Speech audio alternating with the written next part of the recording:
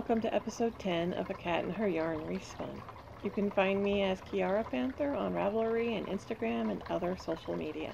There's also a Ravelry group called A Cat and Her Yarn, left over from my old podcast, that I'd really like to get some conversation started again. So if you could go over and join there and just say hi in the episode thread, that would be really awesome. So it's been a bit since I've podcast last, so I've got quite a bit to talk about. This is probably going to be a long episode. I haven't podcast since I came back from my camping trip, and I have a lot of pictures and vids I want to insert into this podcast. So I'm going to put in timestamps if you want to skip all of that and just get to the fibery stuff. Also at the end, very end, I will insert a few more pictures from a camping trip, mostly of the coast of Oregon. So a couple weeks ago, a week and a half ago, I came back from my camping trip at Beverly Beach State Park.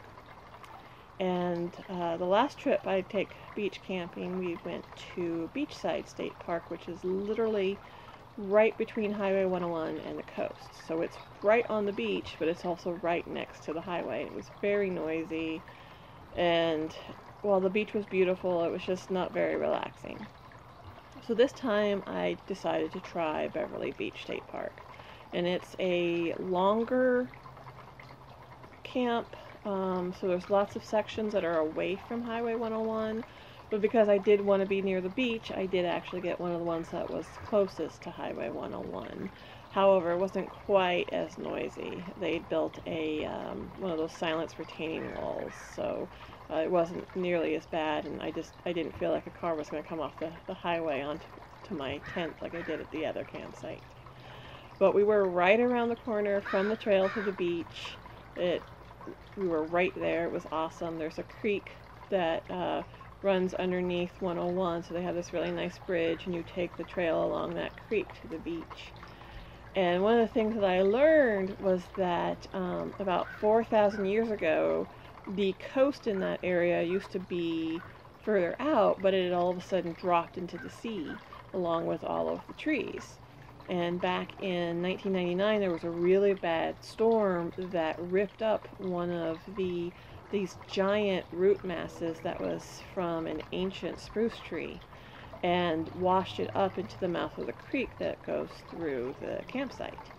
So there was some, so it's just right there just before you go to the beach, and it's just really cool to read about the history of it. And there was some more driftwood that had been deposited up at the mouth of the creek. So I'm inserting pictures here of some of those there. And after we got our camp set up, of course, we wanted to go for a walk on the beach. Unfortunately, it was really windy that day, and we were literally being sandblasted by the beach sand. I thought it was going to take my skin off. I definitely got an exfoliation.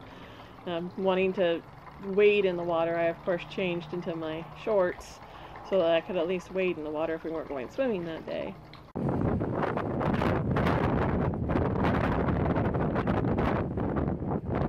So we had to hurry from the sandblasting we were getting from the wind picking up all the beach sand, and hurry into the surf so that we could walk closer to the water and not be pounded by the sandblasting.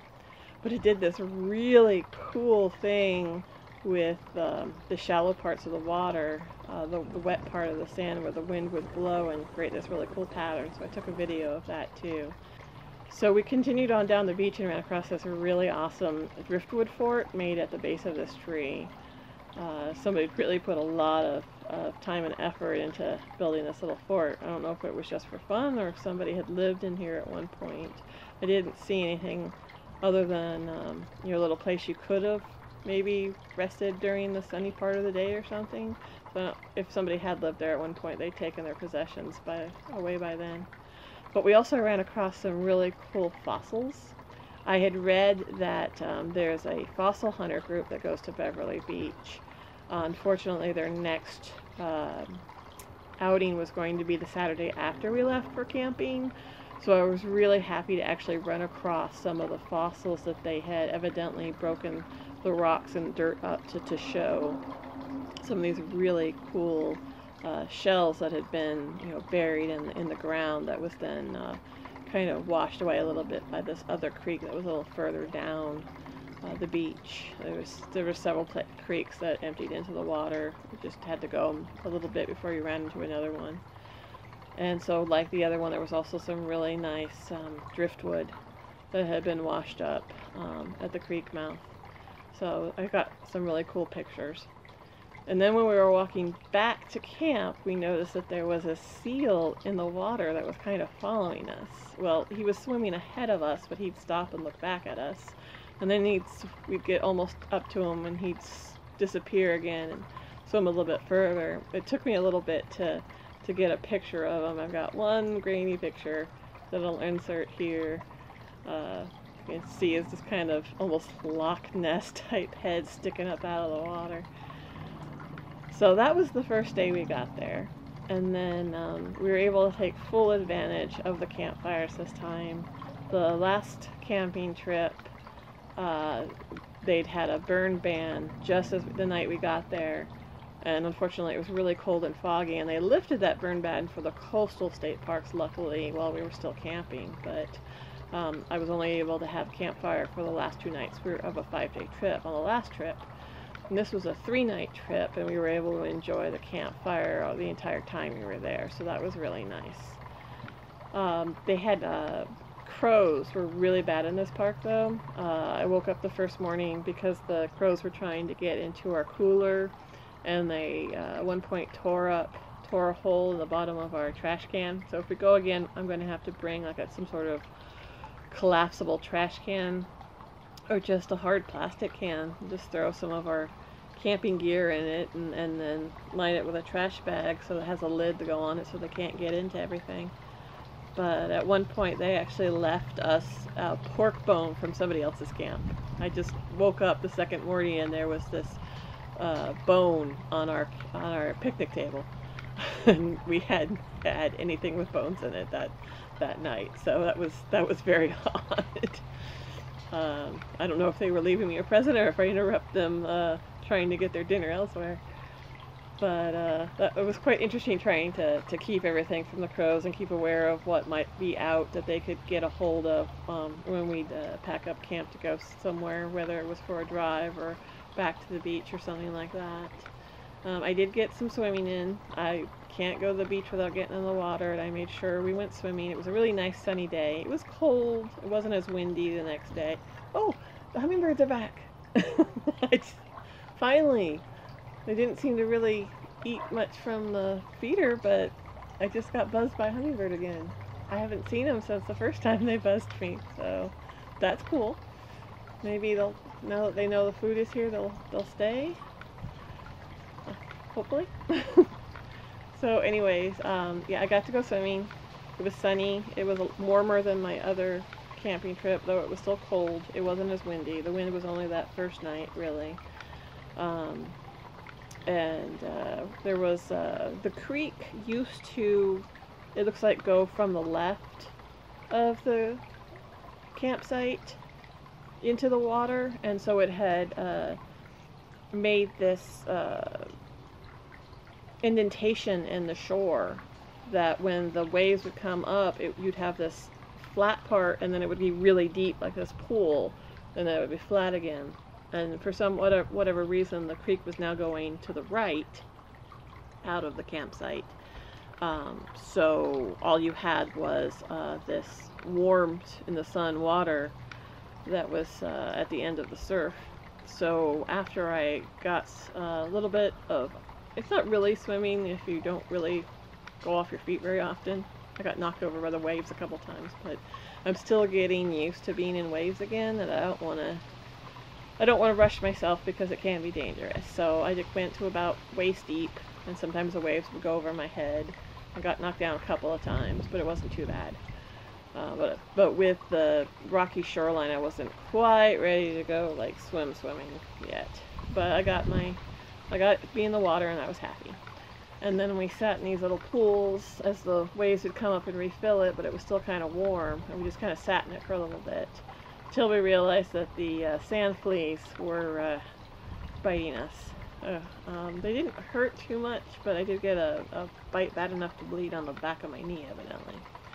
So we got out of there and went back to camp.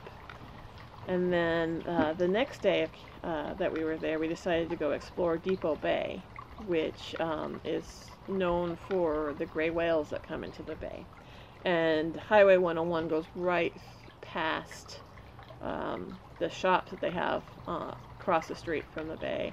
And I've always wanted to stop and look at them. And they're tourist traps, but they still had some cool stuff. And if I'd had more money, I probably would have come away with a lot more stuff. But they had a sock shop, and I ended up getting these really cool socks. They are yarn balls shaped like hearts with knitting needles in them. I'm not sure how well that's... I can get one to show up. I think that's okay. I've discovered that the view screen on this camera doesn't show detail as well as the actual video does. So when I go and edit, I'm like, oh yeah, you guys can see that just fine. So hopefully that came out okay. So I now have these cool, they had two kinds. They had one that was white with the multicolored yarn balls, and then they had the purple background with the blue, pink, purple, and green yarn balls. So I was really happy about them. They're just a little bit taller than ankle socks. So I normally like longer socks. I love knee-high socks, but I couldn't pass up little heart-shaped yarn balls with knitting needles in them. So we went to all the shops that were along the main street, and then we decided to go across the bay to see if any of the whales happened to be there. And sure enough, there were several whales in the bay, and I actually got some video of it, so I'll insert that here.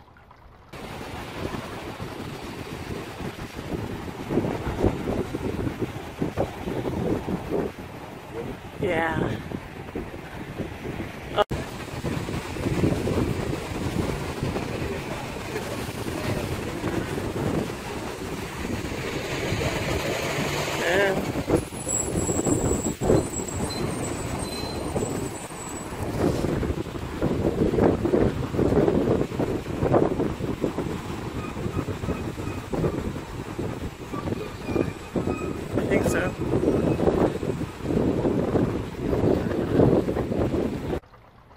It was really cool. It took a while of me constantly like going up and down the little street sidewalk there to try and get them, because there was some that were further out, and there was some that was kind of where the bay kind of turns the corner.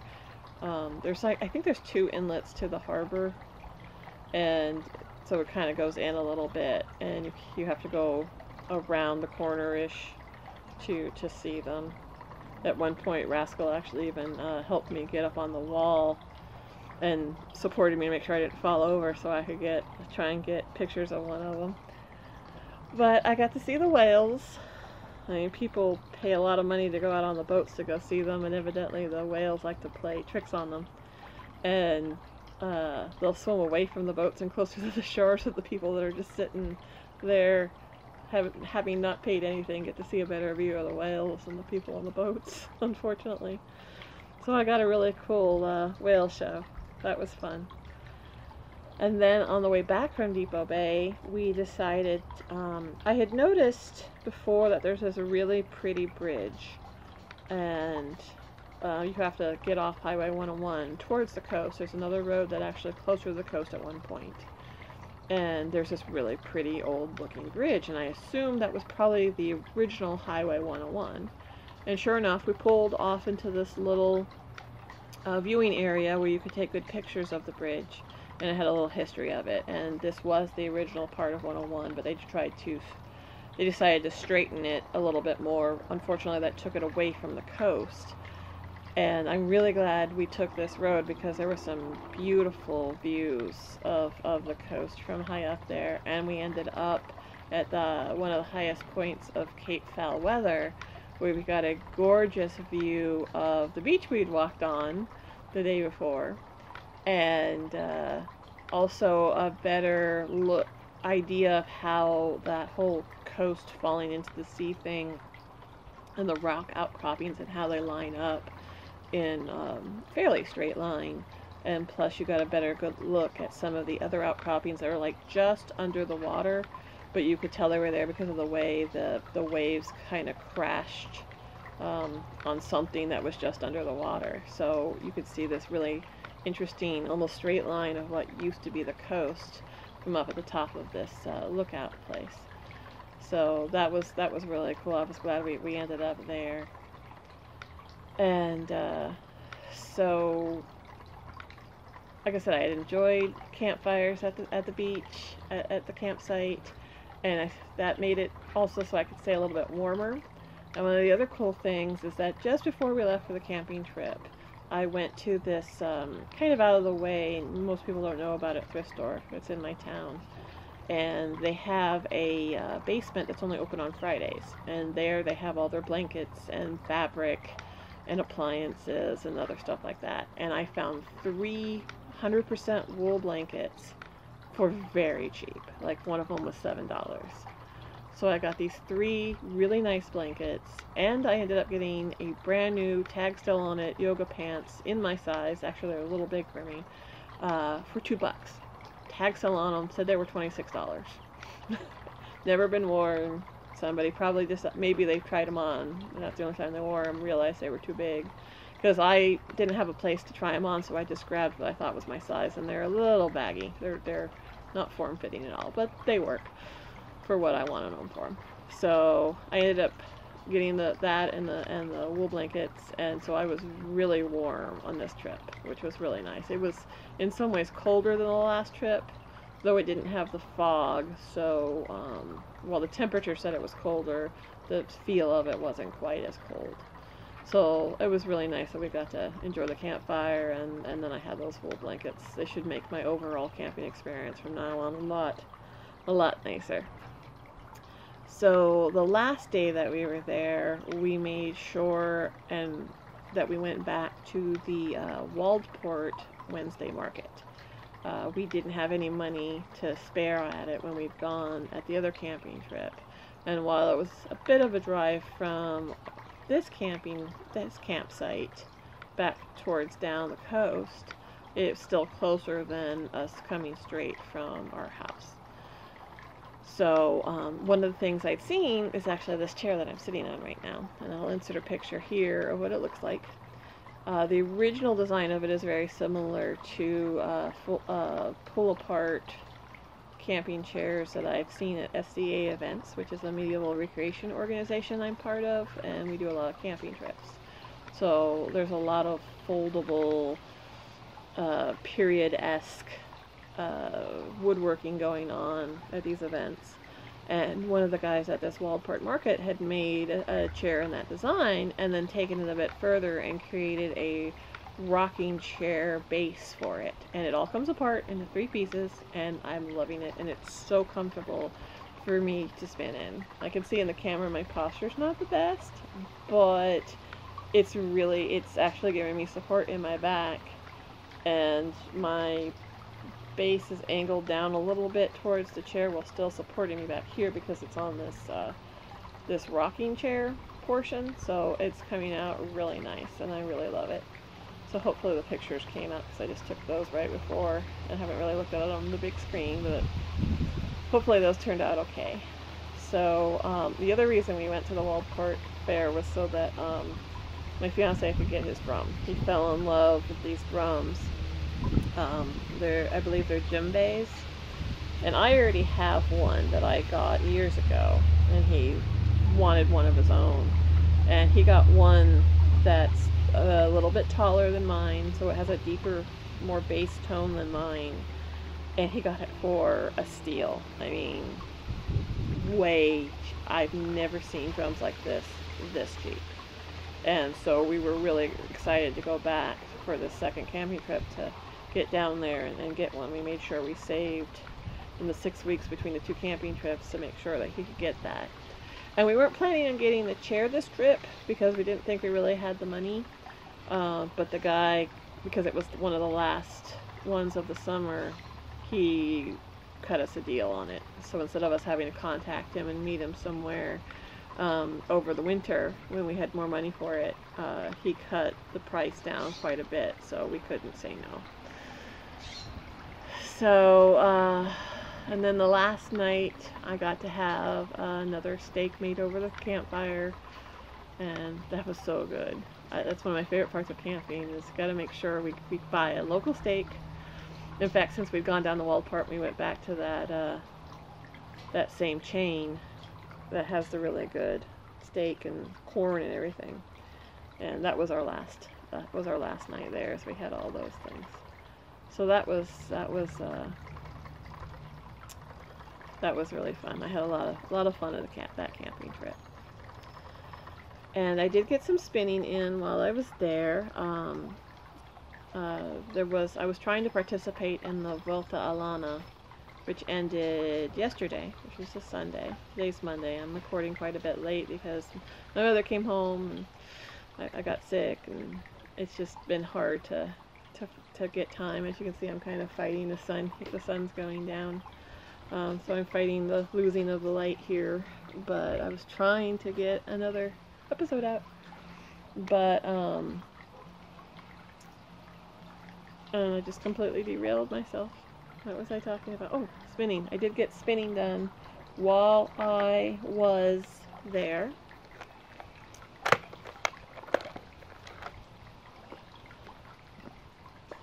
So, not a whole bunch, because I did want to go in the water and stuff, but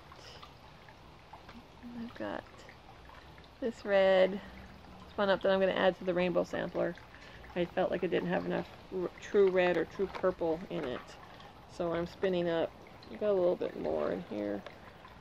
So I'm probably only about halfway down with what I wanted to spin. So I've got more of this color, and then is it tell? Yeah, I think I can tell. This is a slightly more orangey red, so this cherry red will blend to this orange red, and then it'll blend into the orange that I've got in there. And I'm going to put the brown and the brown pink, and then the pink on the other side of the red. And then I've got some other purple that I'm going to recard because it's compacted a little bit. And I'll spin up a little bit of that and add that to the very end of the rainbow sampler, so it ends on a darker purple rather than the kind of lightish purple I think it ends on now. So that was my spindle project. And one of the other things, not knowing how much time I was going to have to spin, is I made up some other Rolags off of my drum carder with the bamboo fluff in the mix. So I got half of it done, half of it turned into Rolags. But this is the pack I brought with me to camping of the Rolags I made. So, look at those nice little Rolags. Isn't that cool? So I just have these little tubes here, these nice tight little Rolags. And I found a video about how to make these kind of Rolags off of a drum carder rather than off of a blending board. And I happen to have some really big wooden knitting needles. And I tried it on this first. I have no idea what size this is. It's huge. These are 15s. So, you know, however much it's like twice as thick. I have no idea what size this is. So first I tried just wrapping around the one, and then I was having a little bit of an issue, and I went back and looked at the video and realized that they were using 2 dowels, so I used these 2 15s. But then I decided I didn't like the lack of control as much, so I went back to using just this one and made a little thing for my drum carder to wedge it so it stays open better. So the video was about to do that 30-minute thing, and it seems to lose a bit. It continues recording, but it loses a little bit. So I went ahead and stopped it early and restarted the video again. So as you can see, I've got a different bobbin on. I finished the orange BFL when I got back from camping. So here's what's left of the orange BFL. And now this is the Maine Lobster colorway that I'm spinning now. And you get a better idea of it here. It's very similar colors. more of the this mid-tone red and less of the brighter orange that the orange BFL had.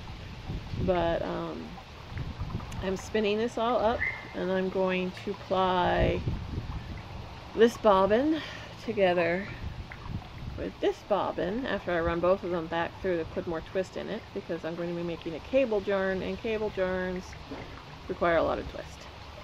So I'm going to apply those together, and then I'm going to make an Andean pine bracelet and ply them back together and make a cable yarn, which is, for those who haven't watched before, you take your 2 singles and you ply it, and then you get 2 of those, and then you ply them back in the opposite direction. So you end up with a 4-ply yarn, but instead of all 4 plies going this way, 2 of the plies are going this way, and then back this way.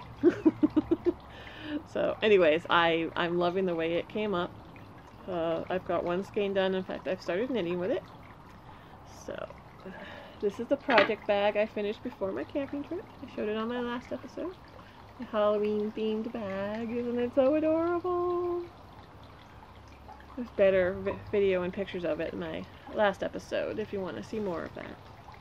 But I got some knitting done. So here is the cable yarn of the orange BFL with the Maine Lobster colorway. So it's 1 single of the orange BFL plied with 1 single of the Maine Lobster, and then I did that a second time and plied those two plied yarns together to create this. I wish it would focus on it a little bit better.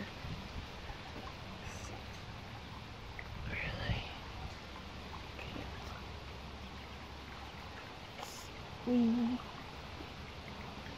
Hopefully that came out okay. But it's really, really cool the way it came out. And so, because I wasn't feeling good when I first got back from the camping trip, I sat on the couch for several days, not being able to do much. But I was able to knit.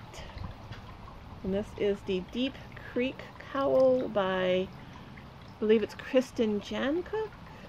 I forgot to look down, but I will post a link to my project page. But this is how it's turning out. I love it. This yarn is so squishy. Just this cabled version, it just came out perfect. And this, oh, look at those color bands. This came out so cool, and I'm getting the texture I want. There, it's nicely. And I just love how it's turning out. And I checked it already, and it's just the right width right now that I can put it over my nose, and it should stay there. And it's kind of stiff because this is like a heavy worsted. It came out to heavy worsted, I think, hand spun. So I'm going to do a few more inches so that it really, when it sits kind of on my shoulders here, it'll come up over my nose. Because that's the problem I've got with my other cowl, is that it's a little bit wider, and so when it's cold, the wind's blowing at me and my nose gets so cold, I put it up over my nose and it falls right down. So I kind of like this texture more blocked, the way it is blocked out, but I'm going to lose that nose hugging ability if I block it out, so I'm just going to leave it this way, which I still like. I still like this kind of 3D thing going on with it. I'm really liking this. It's a very easy to remember 4-row repeat. I don't know, it's supposed to be the free reward for signing up for the designer's newsletter. Unfortunately, she has, if you sign up again, because I thought I had misplaced it and I couldn't find it, so I signed up for her newsletter again, hoping I would get a link to it again, and instead I got a link to a different project. So you might need to contact her about it if you're interested in it. Luckily, I still had it. I just had filed it in the wrong place on my hard drive. So I was able to find it, and really, interesting textured pattern while being really simple, easy to memorize. It requires a little bit of a special technique, if you want to call it that, but she explains it very well in the pattern, and it was just really easy to remember what I was supposed to be doing, other than the false start I got. I got a false start where I, for some reason, thought I was supposed to be doing knit 2, purl 2, and that's not what I was supposed to be doing. And so I kind of messed up my swatch a bit. But once I realized what I was doing wrong in the pattern, it showed up really nicely. So I'm really happy with it. I'm really happy with how it's turning out. And that's my entry for the fall long. That's happening in one of the threads on Ravelry in the LSG group in our monthly craft along September shenanigans. We have these little things that we do just kind of keep us motivated and show our prizes, our progress and stuff like that. So I think that's all my projects. Did I get through all my projects? I think I did. So I've shown you my orange BFL and my Rolags, and I showed you the socks I bought, and my cowl and my spindle. Yeah, that's all I've worked on since the last time I've seen anything.